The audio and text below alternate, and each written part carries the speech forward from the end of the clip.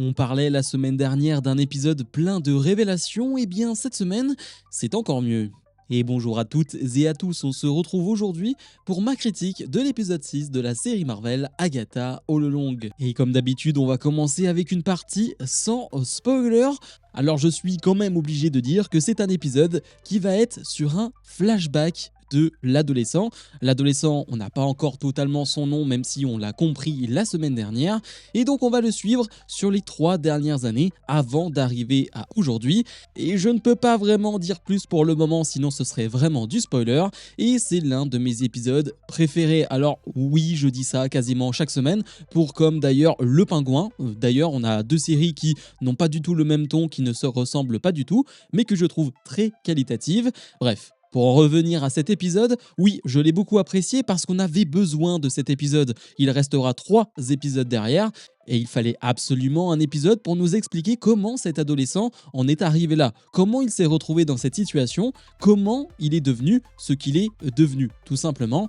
Certains diront que c'est dommage parce qu'on n'est pas réellement sur la route des sorcières et qu'on n'a pas une épreuve comme sur les précédents épisodes, mais je pense que c'était un épisode nécessaire. Si on n'avait pas cet épisode, si on avait simplement quelques minutes pour nous expliquer qui il était, comment il était devenu ce qu'il est devenu, personnellement j'aurais trouvé ça très décevant parce que ça reste un personnage central de la série, avec Agatha bien sûr, mais c'est un personnage central de la série qui a plein de mystères autour de lui, et ces mystères, eh bien ils vont être quasiment tous résolus lors de cet épisode. Il me fait penser d'ailleurs cet épisode à un épisode de WandaVision où quasiment tous les mystères ont été résolus, où on comprenait un peu plus toute l'intrigue, toute l'histoire. Et bien là c'est le cas. On va comprendre pourquoi il est arrivé à cette position-là, quels sont ses objectifs, quels sont ses buts, et même si on pouvait deviner la moitié de ces mystères, eh bien cette fois-ci c'est du concret. On a la réponse à pas mal de questions. Je dois dire que j'ai pas mal rigolé lors de cet épisode parce que lors de ce flashback, on va revisiter des scènes entre Agatha et l'adolescent, et ces scènes d'un autre point de vue sont très drôles, vraiment très drôles. Je ne peux pas en dire plus pour le moment, mais c'est vraiment de très très belles scènes, très amusantes. Je trouve aussi que particulièrement dans cet épisode, les acteurs sont très bons. Que ce soit Catherine Hahn en Agatha, que ce soit Joe Locke dans le rôle de l'adolescent, parce qu'on va clairement être focus sur eux, et il y a un autre acteur qui selon moi fait une très belle performance, mais je ne peux pas en parler pour l'instant. Mais ouais, les deux là sont vraiment excellents. Déjà je trouve qu'ils font très bien le boulot depuis le début de cette série, mais particulièrement dans cet épisode, je les ai trouvés très bons.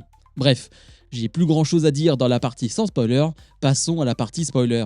On va donc suivre l'adolescent 3 ans avant ce qu'il se passe dans cette série, et on va surtout découvrir qu'il s'appelle ou s'appelait William Kaplan, et on est à sa bar mitzvah, tout se passe très bien, on voit ses parents, il y a une fête, etc. Sauf que pendant cette fête, il va rencontrer une voyante, et cette voyante, c'est Lilia, l'une des sorcières qu'on a vues dans cette série, et Lilia va lui lire l'avenir.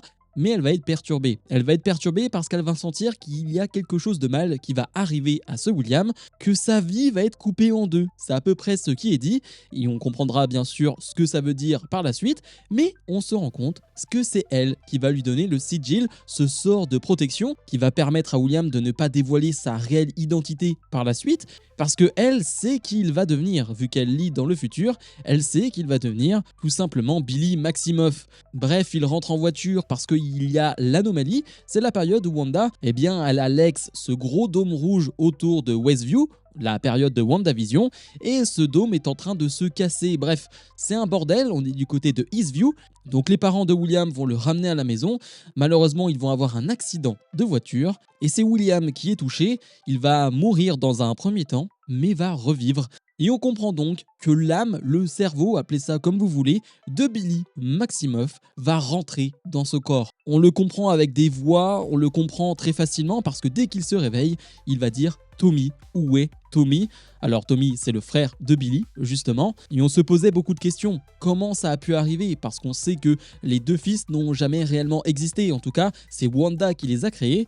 Et bien là, on voit que l'une des âmes, eh bien, est rentrée dans le corps d'un mort, tout simplement. Et on peut noter qu'à cause du sigil de Lilia, Wanda n'a pas réussi à trouver son fils. C'est-à-dire que s'il n'avait pas le sigil, elle aurait pu savoir qu'il avait pris le corps d'un autre homme, qu'il avait pris le corps d'une autre personne. Sauf qu'avec ce sigil-là, eh bien, elle n'a pas pu, tout simplement. Donc, tout est un peu relié. J'aime beaucoup ce genre de connexions qui sont faites, qui te permettent de réfléchir sur des œuvres précédentes. C'est le genre de choses que j'aime beaucoup dans le MCU. À noter aussi que lorsque la police va venir sur les lieux, eh bien, l'une des policières, c'est Alice. Et on va se rendre compte que Billy a déjà vu toutes les sorcières. Il a vu Alice en policière, il a vu Lilia la voyante, et il va voir aussi Jennifer, parce qu'il regarde des vidéos tout simplement de Jennifer. On comprend mieux pourquoi, lorsque toutes ces femmes vont mourir, il est particulièrement touché, parce qu'il les connaît, il les a déjà vues. On va un peu apercevoir la relation qu'il a avec son petit ami.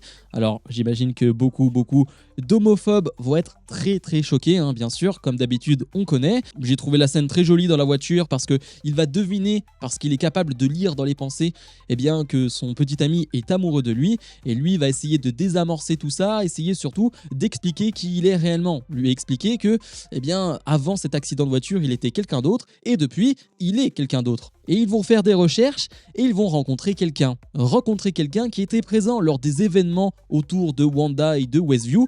Et ce quelqu'un, ce n'est pas n'importe qui, c'est Ralph Bonner, qui est joué par Evan Peters. Je m'attendais pas du tout à le voir dans cette série, mais c'est plutôt cool. Et il va nous faire une superbe performance. Dans la partie non spoiler, je parlais des performances des acteurs. Et bien, je trouve que Evan Peters fait une superbe performance en Ralph Bonner, totalement désemparé, vraiment en dépression, il paraît presque fou, il essaye de se défendre de certaines sorcières, parce que oui, on le rappelle, il a été possédé par Wanda, possédé par Agatha, qui a fait de lui son homme de maison, mais il le dit, j'étais pas son mari, je n'étais qu'un objet, elle se servait de moi, et on voit que ça l'a totalement anéanti, ça l'a totalement détruit. Donc j'ai beaucoup aimé cette interaction-là, parce que je m'attendais pas du tout à le voir dans cette série, donc c'est plutôt une bonne surprise, on va pas se mentir. Et il va lui donner une information, c'est que Agatha, elle est toujours en vie et elle est en vie du côté de Westview. Ralph Bonner, qui est pas mal au courant des choses, il va lui dire que Agatha est encore sous le sort de Wanda, et c'est là où on va se retrouver avec la scène où l'adolescent va être dans la maison d'Agatha. On a cette course-poursuite, et là c'est très drôle, parce que là on a le point de vue de l'adolescent, on n'a pas le point de vue de Agatha, et tout est pathétique. Dans la course-poursuite, on voit que c'est pas aussi intense et dangereux que dans la vision de Agatha.